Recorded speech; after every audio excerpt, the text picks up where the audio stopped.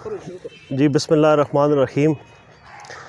ناظرین آپ سب جانتے بھی ہیں پھر بھی انٹروڈکشن اپنا کروا دیتا ہوں. عبدالقدیر ایبٹ آباد سے رخت سفر باندھا، ساتھ ریحان بھائی کو لیا اور ماشاءاللہ اچھے شوقینوں کے پاس آئے بھی جائیں گے بھی.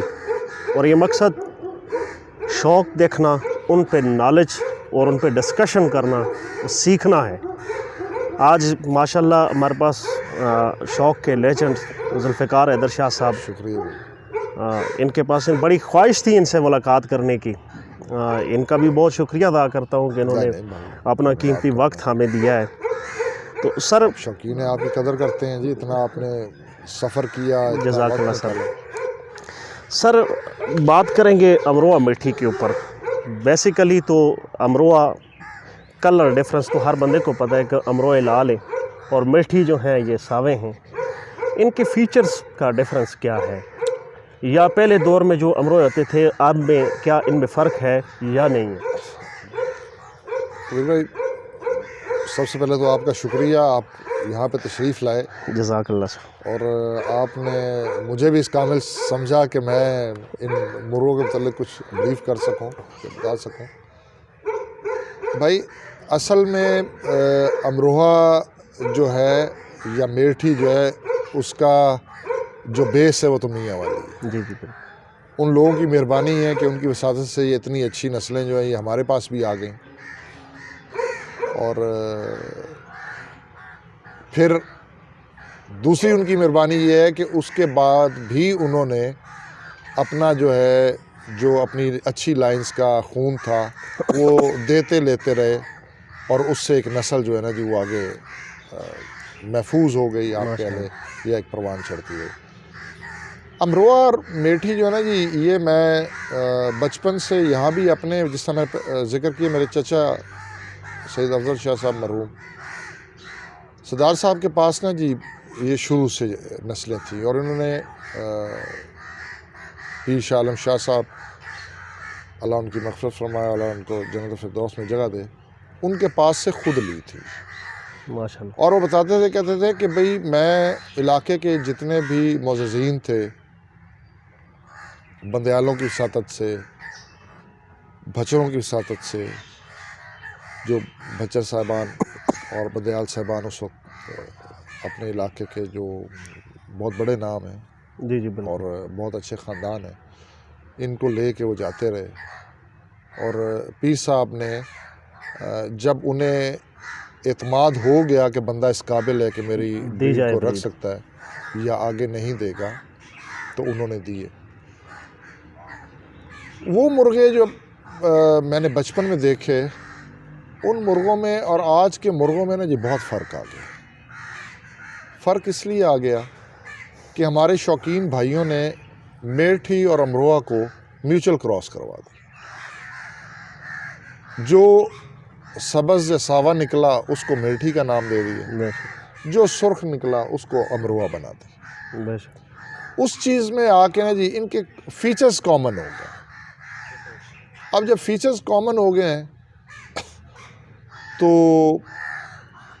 آج کے دور کا کوئی بھی بندہ، اب جو ینگسٹرز شوقین ہیں ان کی میں بات کرتا ہوں، وہ اب ان کے اندر ڈیفرینشیٹ نہیں کر سکتا سوائے کلر کے. مادیاں بھی آلموسٹ ایک جیسی ہیں، نر جو ہیں وہ بھی آلموسٹ ایک جیسے ہیں. بس یہی ہے کہ رنگ کا فرق جو ہے وہ کر لیتے ہیں. باقی تھوڑا بہت میں بتا دیتا ہوں. امروہہ جو تھا، امروہہ سبک وجود، پریل، بڑا شاہانہ انداز والا، ماشاءاللہ. وہ چل رہا ہوتا تھا تو پتہ چلتا تھا کہ چل رہا ہے.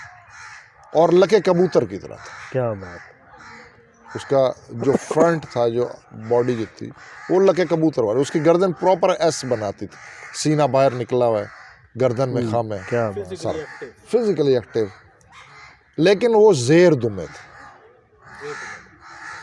دم زیادہ کھلی نہیں تھی، بند دم تھی یا میڈیم تو کھلی ہوئی تھی.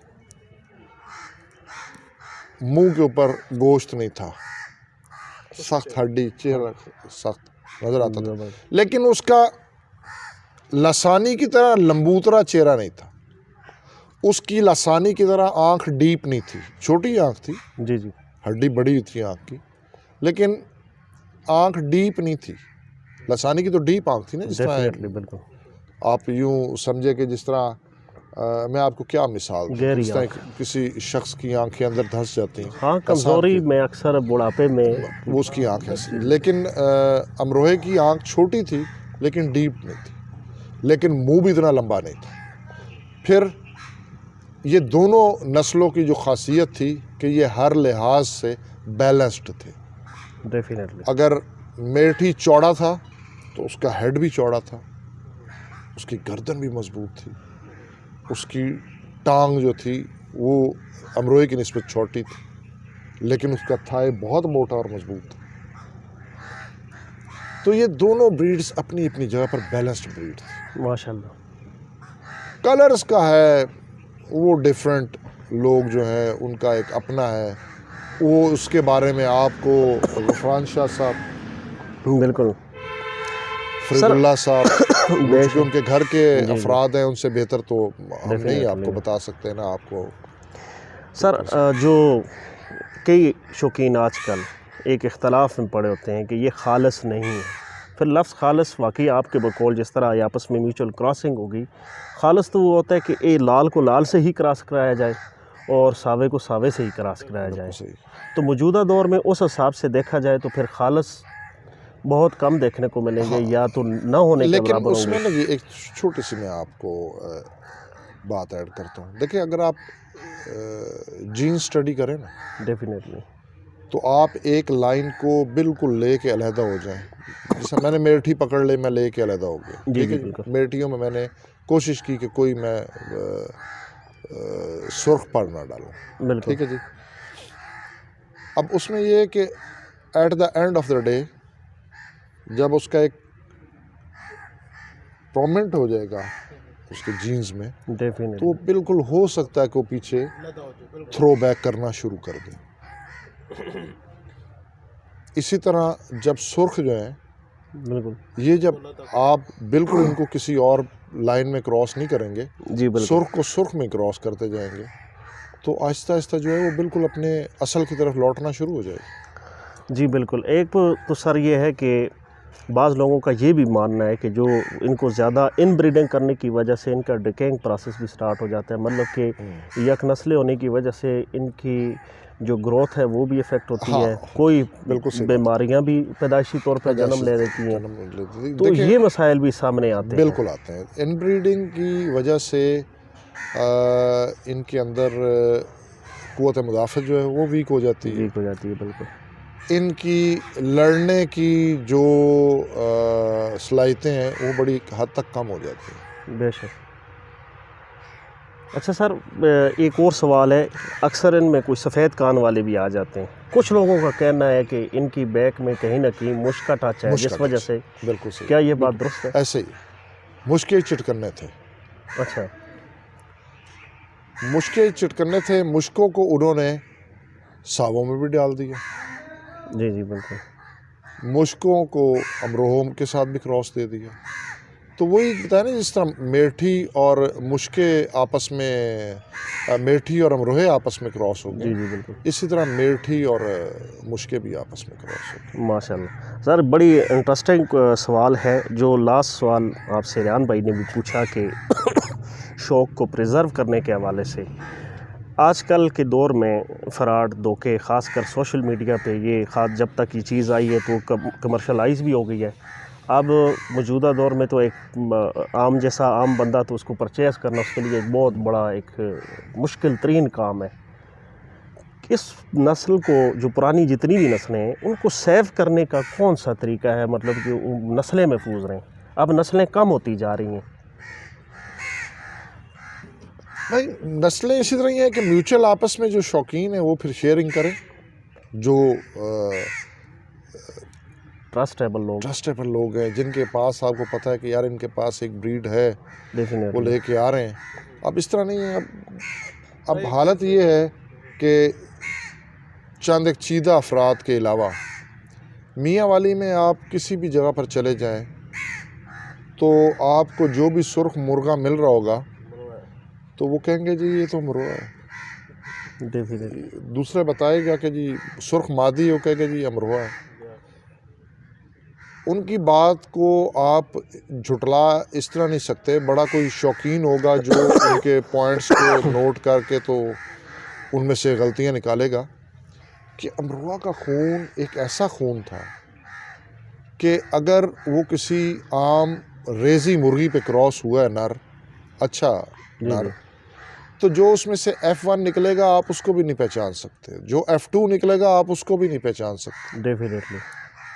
یعنی کہ F3 تک 3 نسلوں تک وہ مرغا اپنا خون دکھاتا رہے گا کہ یار ان کی کوئی ایک آدھی مادی جو تھی نا وہ اس امروہے سے کراس ہوئی اور وہ ڈومینیٹ جو ہے وہ نظر آئے گا کہ یار یہ بلڈ اس کا ہے.